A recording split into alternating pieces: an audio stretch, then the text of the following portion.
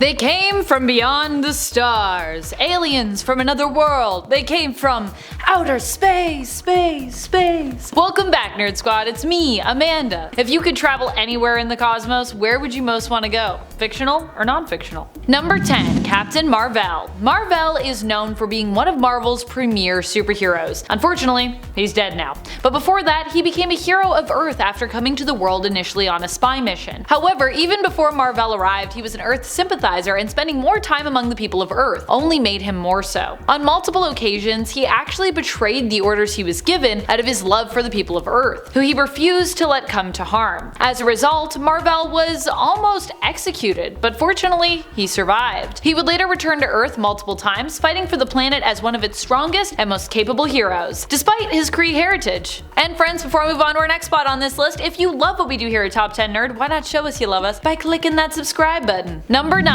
Ariel. Ariel is an alien mutant from the Coconut Grove. Ariel was actually sent from the planet to Earth in the hopes of retrieving mutants that could be used for her people to study. Mutants in their culture had become extremely rare, and they were looking for a way to encourage genetic evolution once more among their people. Ariel, however, did not know of her own mutant origin, and after successfully retrieving some mutants, was also captured by those who had sent her on the mission, instead of being paid. It was at this point that Ariel turned from antagonist to protagonist, joining up with the fellow mutants she had previously captured to help them escape. Ariel even later on joined up with the mutant heroes in San Francisco, becoming herself a member of the X-Men for a time. Number 8. Cadre K. The Cadre K were actually a group of basically Skrull X-Men. They were made up of mutant Skrulls that were trained by Charles Xavier, aka Professor X. He trained them in an effort to empower them to fight against the Skrull Empire in an effort to push for mutant rights and free other fellow Skrull mutants, like themselves. Cadre K get their name from how they are categorized by other Skrulls, as K-class deviant Skrulls. The members of the team included Fizz, Sponjay, Zakan, Gorath, Neuro, and Reti, with Professor X acting as their leader up until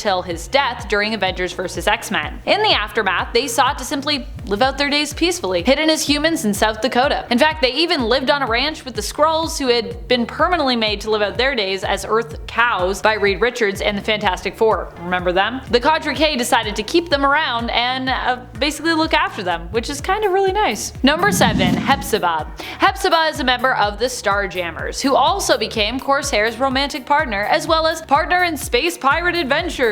Corsair, by the way, is Chris Summers, Cyclops, Havoc, and Vulcan's dad. Hepsa hails from one of the many planets that were under Shi'ar rule. In fact, this is essentially how she first met Corsair and joined up with the Starjammers as one of its founding members. Her home planet, Trilsart, being under Shi'ar rule, meant when she was arrested, she ended up in one of the Shi'ar prisons. It was here she met Corsair, who had been apprehended and imprisoned by Emperor Deken himself. The two joined up, escaped, and the Starjammers were born. Number 6. Zandra. Zandra is the daughter of Professor X and Magistrix Lilandra Naramani. She is basically a Shi'ar princess who now is the ruler of this empire, taking the place of Gladiator and becoming the true-born ruler as the daughter of Lilandra. Zandra, as such, is not just an alien, but a mutant alien, inheriting her X gene from her father's side. Like Charles, she is also an extremely powerful telepath, and could even be considered more powerful than him, possibly Omega level. And if not Omega yet, considering she is younger, I could see her as having the potential of becoming Omega in the future. Recently, when her life was in danger while facing the secret organization of the Shi'ar Kin Crimson in the depths of space alongside the Marauders, she was able to successfully reach out across the cosmos to her father, and as a result could be resurrected, as he was able to save a copy of her mind in its present state. Number 5. Gladiator. Much of Gladiator's past remains unknown to us, but we do know for sure that he is an alien. That much is definitely confirmed to be true. It is believed that he grew up on Strontia, a planet that would become a part of the Shi'ar Empire. While living there, he trained, competing alongside other warriors on his world to earn the title of Gladiator. He, along with 9 others, were chosen by the Shi'ar to become gladiators, with the strongest and most capable among them to earn a place on the Imperial Guard. A test was given to them, with Kalark being the only among them to complete it, and returning to the Magister, claiming that he was also the only one to actually survive. As a result, he was made Praetor of the Imperial Guard. Kalark would also go on to not only become a cosmic superhero and earn his place on the Imperial Guard, but to also for a time be named as the ruler of the Shi'ar Empire. Number 4. Venom. While Eddie Brock, Dylan Brock, and Flash Thompson may all be heroes who share an Earth-based origin, the symbiote identified as Venom does not. All symbiotes are Clintar, hailing from the planet often referred to by the same name, made up of all the symbiotes combined. A big ball of hive mind, symbiotic goo. Venom was ostracized from his homeworld a long time ago, but would eventually return to it in order to be purified, as the symbiote's life away had led to them slowly being corrupted over time by some less altruistic figures that the symbiote had bonded with.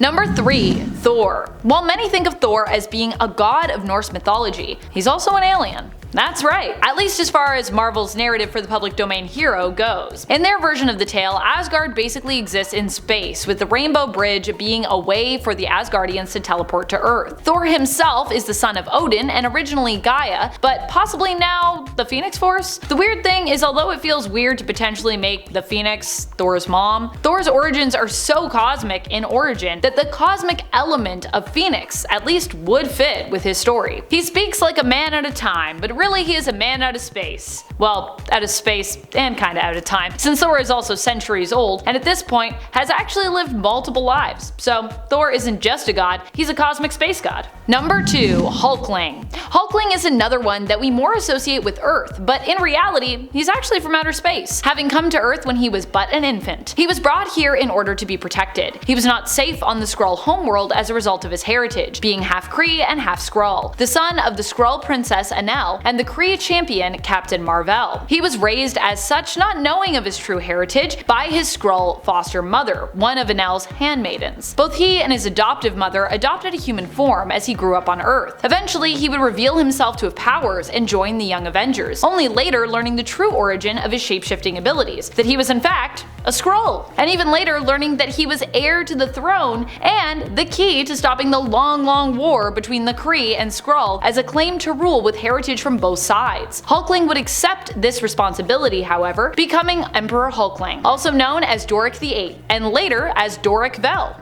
Number 1. Silver Surfer. When it comes to heroes at Marvel Comics that come from outer space, there can be no one more iconic than Silver Surfer. Silver Surfer is so outer space, I feel like I see stars when I look at him. And to be honest, it's probably because he's usually surfing past them in the comics. It's usually in the background, often being most at home in terms of his artistic style out in the brilliant cosmos. I mean, he's literally a silver man on a silver surfboard, flying through space. But even before Silver Surfer was Silver Surfer, he was Norrin Radd, a man who grew up on the planet of Zenn-La, an extremely technologically advanced world where Norrin himself was raised to be a scientist. When Galactus came knocking at the planet's door seeking to devour the world to satiate his hunger, Norrin offered himself up in exchange for his homeworld's safety. He agreed to become Galactus' herald and help him find other planets that he could devour instead, journeying across the cosmos with him if Galactus agreed to leave Zenn-La be. Galactus did agree to these terms, and the hero and herald of Galactus, known as the Silver Surfer, was born. That's all the time we have for today. I hope you enjoyed this list, and if you want to learn more about outer space originating heroes,